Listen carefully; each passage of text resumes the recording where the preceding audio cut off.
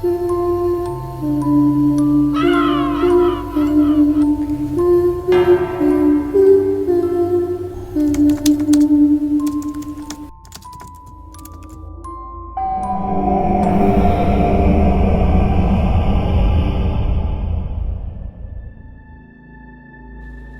kagustuhan nating itaguyod ang ating pamilya, minsan kahit mahirap ay titiisin natin. Lahat kakayanin para mabigyan sila ng magandang buhay. Pero hanggang saan kaya ang kaya nating tiisin? Paano kung delikado na ang sitwasyon? Maaatim ba nating magpatuloy para sa kaunting kita? Itago niyo na lamang po ako sa pangalang Edwin. Isa akong rider noon pa man, bago pa mag-pandemic. Araw-araw nagde-deliver ako ng mga items. Madalas, inaabot ako ng gabi dahil gusto kong kumita ng mas malaki para sa pamilya ko.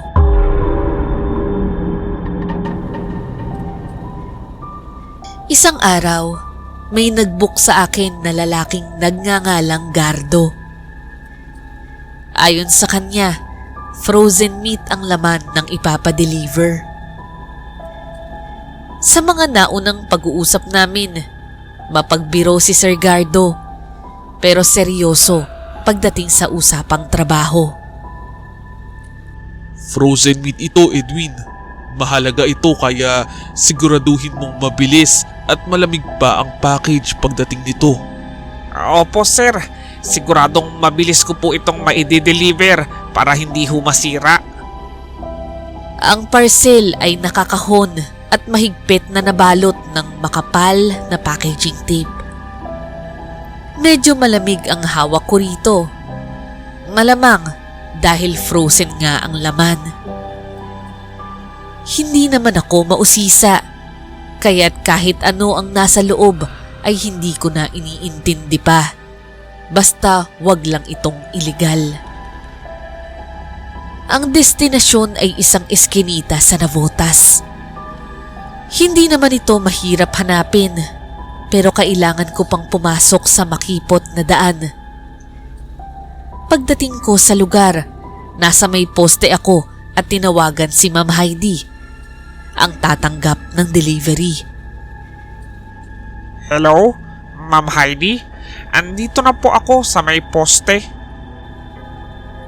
Nagulat ako nang may lumapit na isang payat at matandang babae. Sa telepono kasi, Misteri, malakas ang kanyang boses, kaya hindi ko inaasahan na ganito ang kanyang itsura.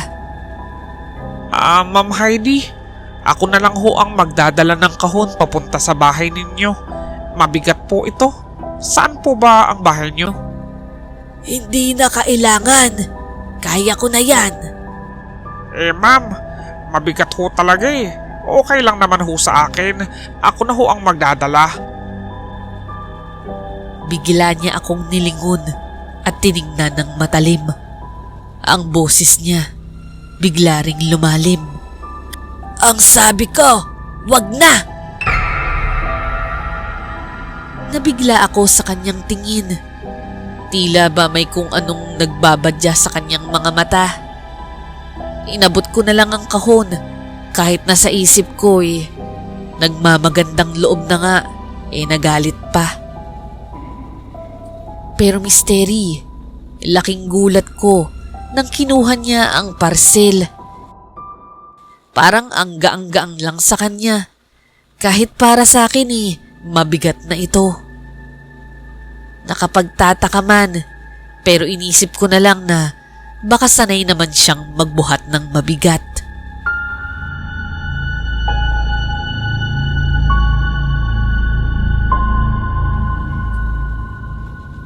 Makalipas ang 2 gabi, ay naging matumal ang biyahe ko. Nakaupo ako sa isang sulok at nagbabaka sakali na mayroong mag-book sa akin nang biglang mayroong tumawag. Hello? Ito ba si Edwin? Yung delivery rider? Oho, ako nga ito. Sino ho sila? Si Gardo to. Yung nagpabook sa'yo nung nakaraang gabi. Yung frozen meat. Oho. Naaalala ko ho kayo. May problema ho ba sa diniliver ko? Wala namang problema. Ang totoo niyan, kailangan ko ng tulong mo. Hindi kasi sumipot yung rider na nabook ko ngayon. Nakakainis eh. Mahalaga pa naman to at saka mas marami kesa dati. Ganun ho ba? Anong oras ho ba? Ngayon na sana kung pwede ka. Makikiusap na lang ako sa buyer na maghintay pa. Sa dating lugar na tayo magkikita, yung warehouse, tanda mo pa ba? Ay opo, tanda ko ho yun. Punta ho agad ako dyan ngayon. Alauna ng madaling araw na yun nang makarating ako sa warehouse ni Sir Gardo. Malayo pa lang ay tanaw ko na siya. Nakatayo at may 2 kahon sa tabi niya. Maingat kong isinakay ang mga kahon sa aking motor. Mabuti na lang at nandito ka. Nakakainis talaga yung mga ibang rider na yan. Kung hindi late hindi naman sumisipot. Hindi naman pwedeng basta-basta mamili lang ng rider. Ganoon po talaga ang sistema, sir eh. Random po ang mga rider na nakukuha sa app. Oo nga eh. Paano kaya kung direkta na lang akong magpa-deliver sa'yo? Yung wag na akong dadaan sa app. Okay lang ba yun? Aba mas pabor ho yun sa amin, sir. Dahil walang kaltas. Pero nasa sa inyo po kung magtitiwala kayo. Yun nga lang wala hong record kapag ganun. Okay lang yun. Sa tingin ko naman mas mapagkakatiwalaan kita. Doon nagsimula ang regular na transaksyon namin ni Sir Gardo. Gabi-gabi, tatawag siya at lagi ko siyang pinupuntahan para sa mga deliveries. Iba't ibang bahay o kanto ang mga destinasyon. Iba't ibang lugar sa Metro Manila. Pero kadalasan ay mga malalayo at tahimik na bahagi ng lungsod. Isang gabi, sa malaking bahay sa San Juan ko ipinadala ang kahon. Naging maayos naman ang transaksyon at natutuwa ako dahil hindi ko na kailangang maghintay ng ibang bookings, lalo na tuwing gabi. Pagkatapos ng maagang biyahe, magpapahinga lang ako ng konti at maya-maya ay tatawag na si Sir Gardo para sa panibagong delivery. Habang tumatagal, napansin ko lamang misteri ang isang bagay. Bakit kaya palaging gabi ang mga padala ni Sir Gardo? Laging malamig ang kahon at mahigpit ang pagkakabalot. Pero misteri, pinalipas ko lang ang mga pagdududa ko. Tinuturuan ko kasi ang sarili ko na maging profesional. Walang tanong, walang usisa. Bumaba ako sa harap ng malaking bahay at kagaya ng dati, kumatok ako sa pintuan. Lumabas ang isang lalaking matangkad pero medyo maputla. Ikaw ba yung delivery rider ni Gardo? Oho, ako nga ho. Dahan-dahan niyang kinuha ang kahon mula sa akin at para bang atat na siyang kainin o tikman ang nasa loob nito. Mabuti naman at dumating na to. Kanina pa ako gutom na gutom. Sa uulitin ulit, Edwin ha? Nang paalis na ako, hindi ko maiwasang mapansin na kilala ako ng mga buyers ni Sir Gardo. Doon ko napagtanto na halos lahat sila ay alam ang pangalan ko. Inisip ko na lang na baka tiwala lang talaga sila sa akin dahil nababanggit ako madalas ni Sir Gardo sa kanila. Halos gabi-gabi may pinapadeliver sa akin si Sir Gardo. Sa una, Inisip ko na napakaswerte ko dahil ako ang pinagkakatiwalaan niya. Bukod sa regular ang biyahe, may dagdag pa siyang bayad sa bawat delivery. Kaya naman sinisiguro kong hindi ko siya mabibigo. Lagi akong maaga sa bawat usapan namin. Isang madaling araw, mas maaga akong nakarating kaysa sa inaasahan. Halos kakatawag lang ni Sir Nardo ng 12:00. Pero 5 minuto pa lang ay nandoon na ako sa warehouse. Pagdating ko ay wala naman siya. Inisip ko na baka abala pa siya sa pagpapak ng mga ipapadala. Kaya nagpa siya akong maghintay na lang sa labas. Binuksan ko ang kaha ng sigarilyo at nagsindi ng isa. Pero sa katahimikan ng gabi, nakarinig ako ng kakaibang tunog. Parang may kaluskos at halinghing na tila nagmumula sa loob ng warehouse. Hindi ko na sana ito papansinin pa, pero may kung anong puwersa ang nagtulak sa akin na sumilip sa loob. Dahan-dahan akong lumapit sa pinto at maingat kong binuksan ito. Pagpasok ko sa warehouse, bumulaga sa akin ang isang eksenang tila sa bangungot ko lamang makikita.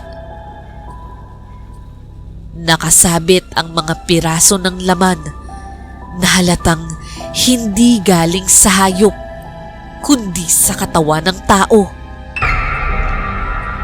Malalaking parte ng katawan at lamang loob, kinatay na parang mga baboy at nakadisplay sa malalaking kawit. Nanlamig ang buo kong katawan at hindi ako makagalaw sa kinatatayuan ko.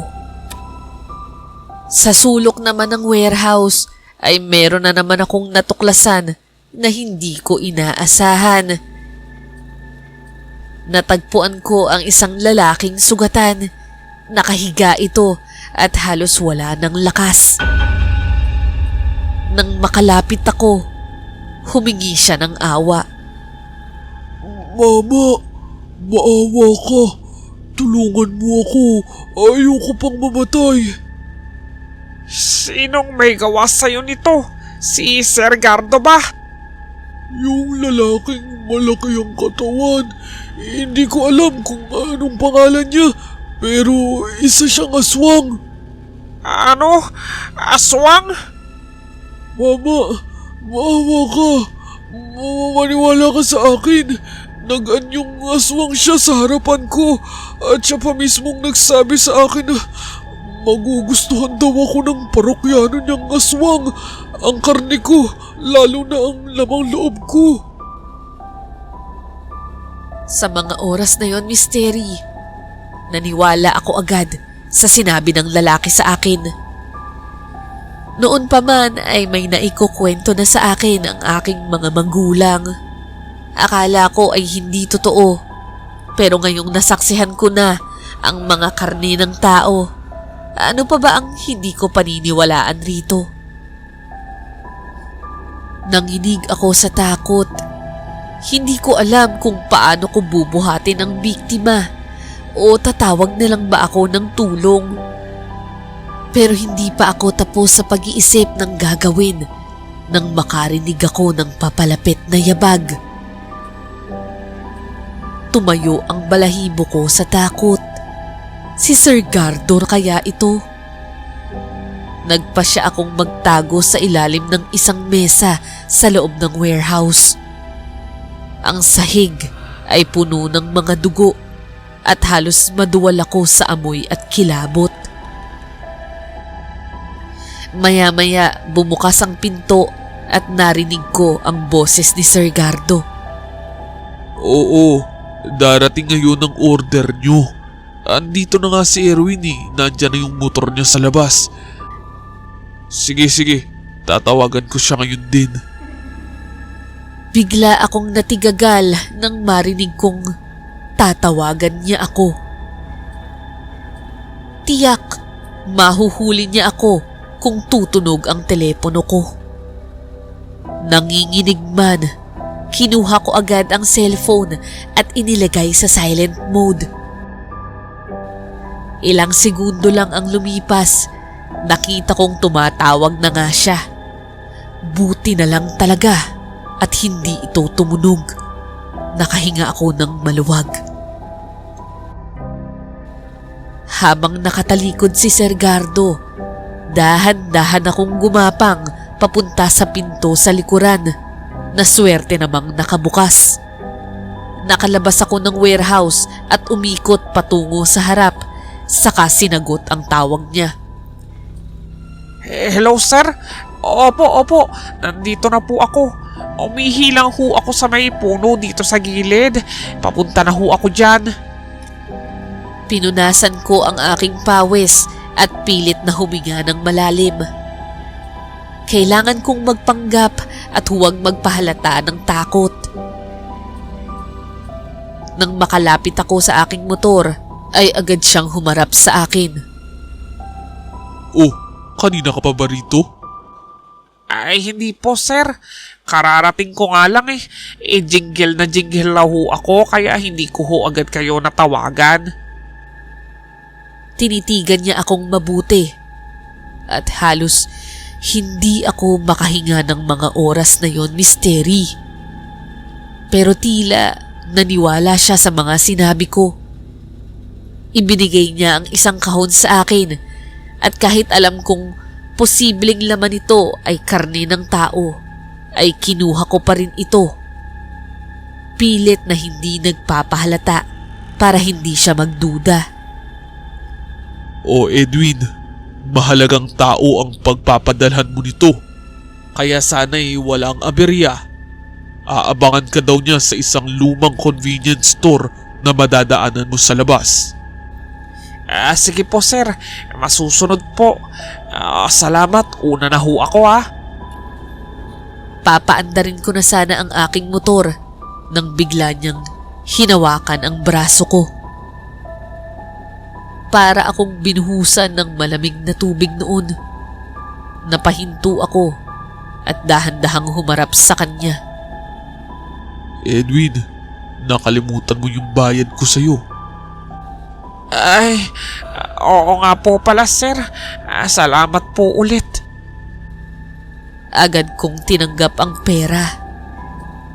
Habang nakalagay ang kamay niya sa aking palad, ay humigpit ang pagkakahawak nito at bigla siyang nagsabi, Edwin, babalik ka bukas ha. Aasahan kita. Ay, oo po sir. Babalik po talaga ako bukas. Kita na lang ho tayo. Mauna na ho ako. Walang pag-aalinlangan at pinaandar ko na ang aking motor, pilit na nagmamadali palayo. Sa aking pagtakbo, isang tanong ang gumulo sa isip ko. Hanggang kailan ko kakayanin ang ganitong trabaho? Habang nasa biyahe ako, pursigido akong dumiretso sa pulisya o kahit saang pwedeng mapagkuhanan ng tulong. Gusto ko talagang balikan ang biktima, ang lalaki na nakita ko sa warehouse. Alam kong sapat na ang mga ebidensya, ang mga katawan at ang lalaking biktima para maniwala sila sa akin. Naisip ko ring wag nang ipadala itong parcel dahil ang kahon mismo ay isang mahalagang ebidensya laban kay Gardo. Pero Misteri, sa bilis ng pagtakbo ng isip ko, hindi ko napansing na palayo na pala ako sa dapat na ruta. Sa isang iglap, napahinto ako sa harap ng isang lumang convenience store. Ang mismong lokasyon na binanggit ni Gardo para sa delivery. Sa labas, may isang pulis na nakatayo sa tabi ng kanyang sasakyan. Para itong naghihintay sa akin. Bumilis ang tibok ng puso ko habang papalapit ito at tila nabalot ako ng kaba nang marinig ko siyang magsalita. Ikaw ba si Edwin? Opo, sir.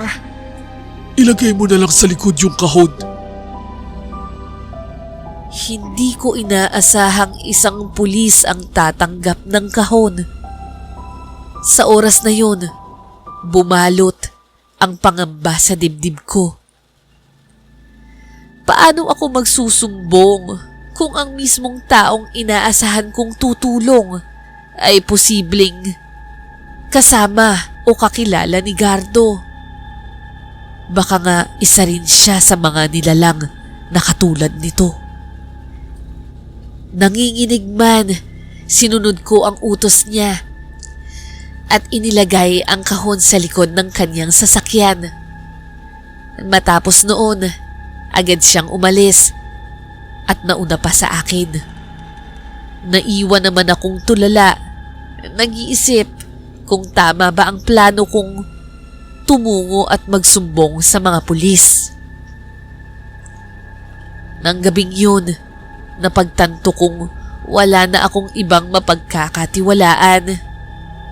Paano ako magsusumbong kung pati ang otoridad ay may lihim na kadilimang itinatago? Pero misteri, isa lang ang tiyak ko. Simula sa araw na yun, hindi na ako muling tatanggap ng kahit na anong delivery mula kay Gardo. Kinabukasan, misteri, hindi mawaglit sa isip ko ang mga nasaksihan ko. Ang mga katawan, ang kaawa-awang biktima at ang nakakakilabot na pangyayari kay Sir Gardo.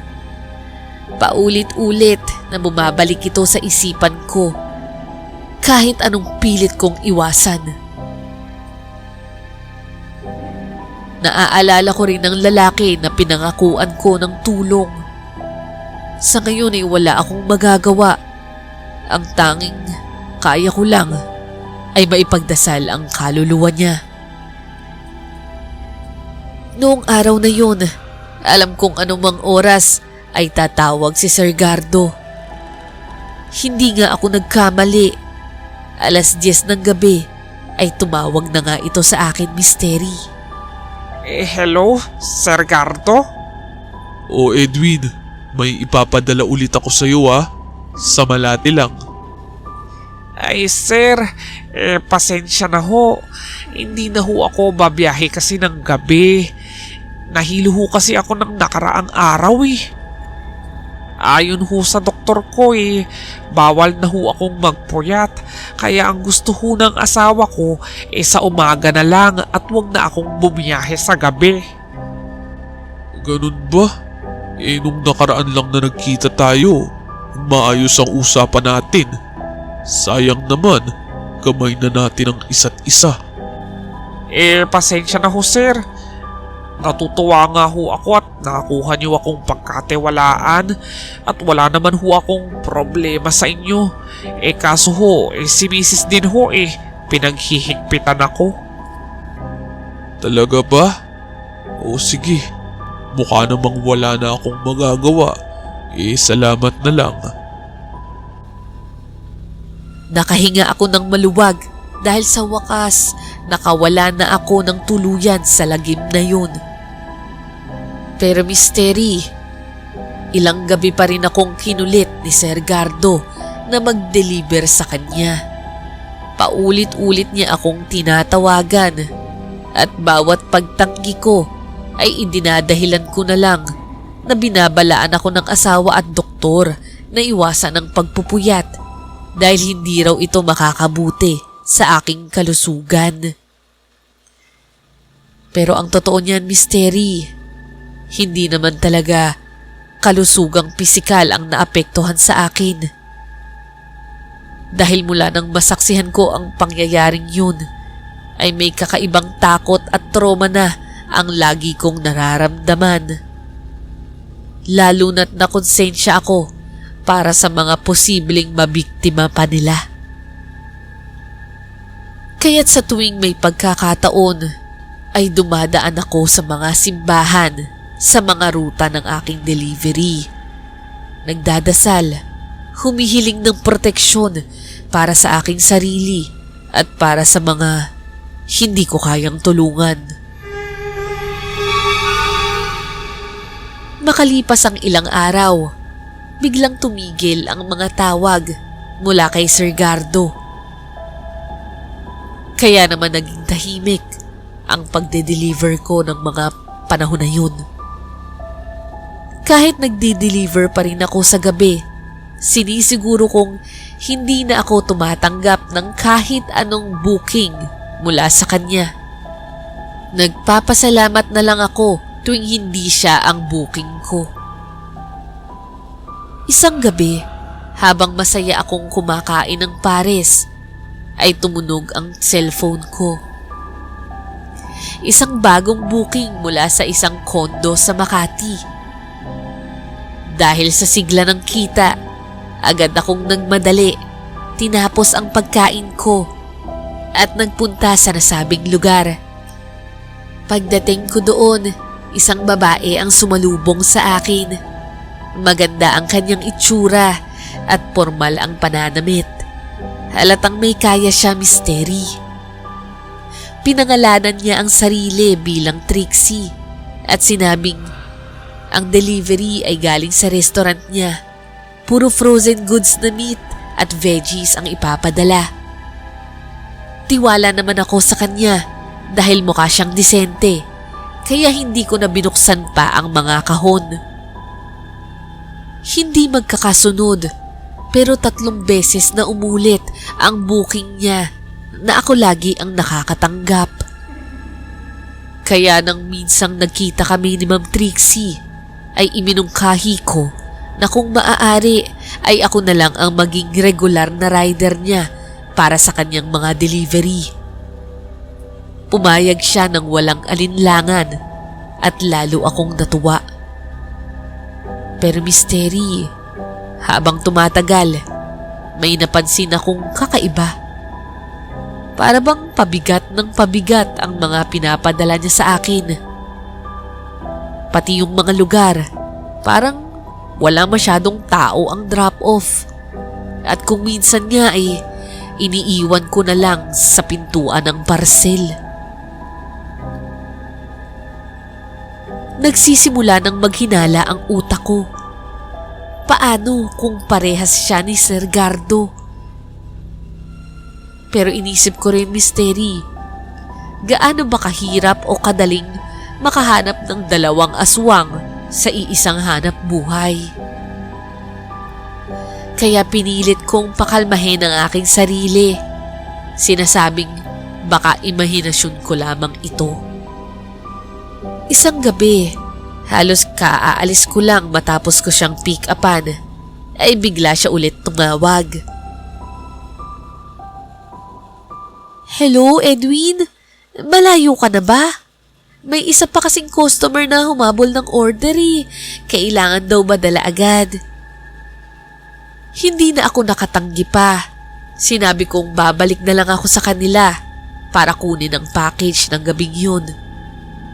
Nang ibigay niya ito sa akin, napansin kong balot na balot ito ng packaging tape. Halos hindi ko na maramdaman ang laman.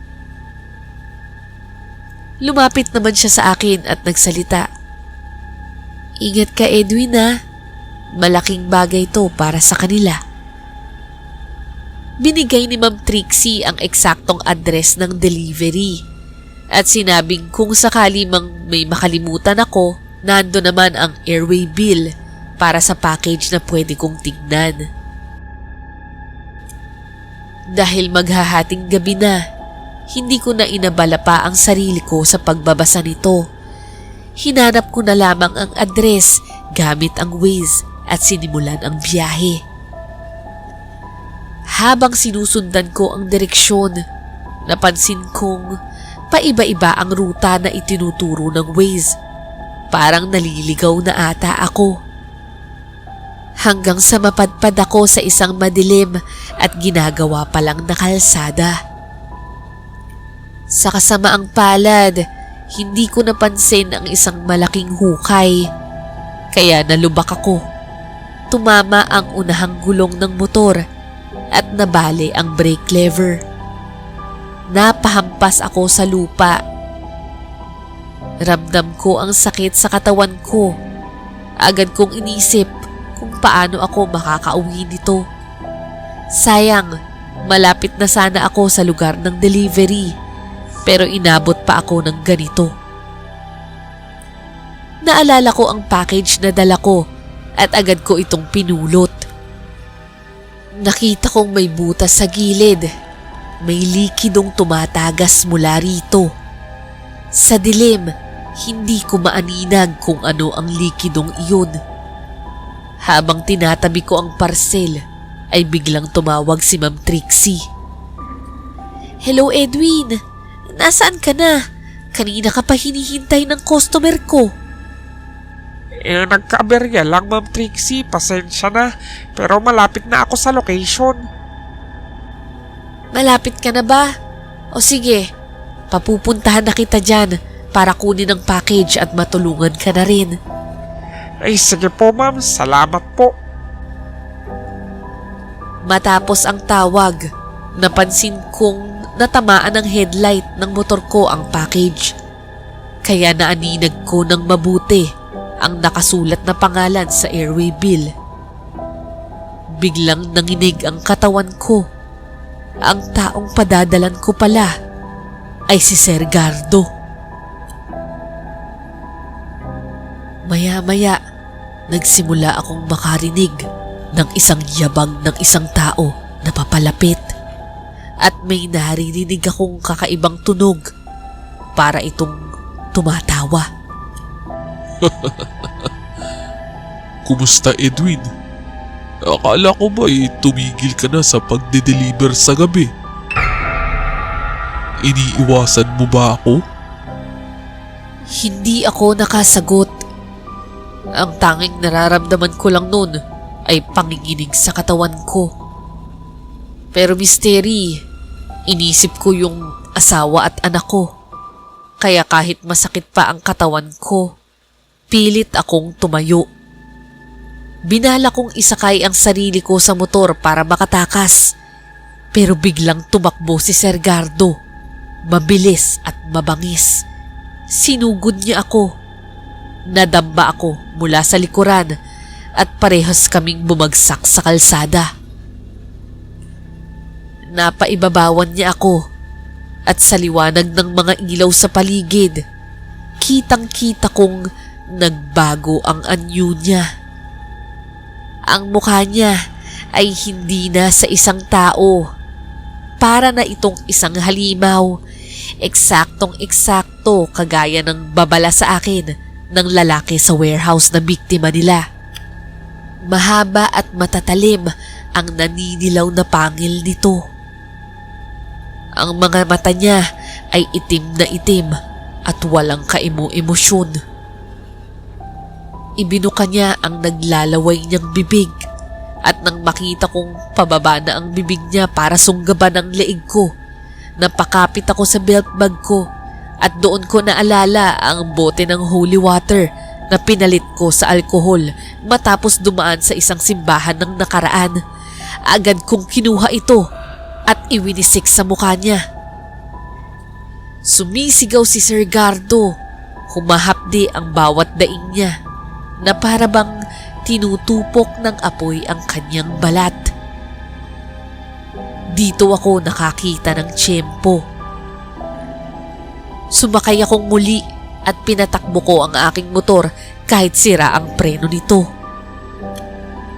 Mas mabuti nang madisgrasya ako kaysa makain ako ng aswang na ito.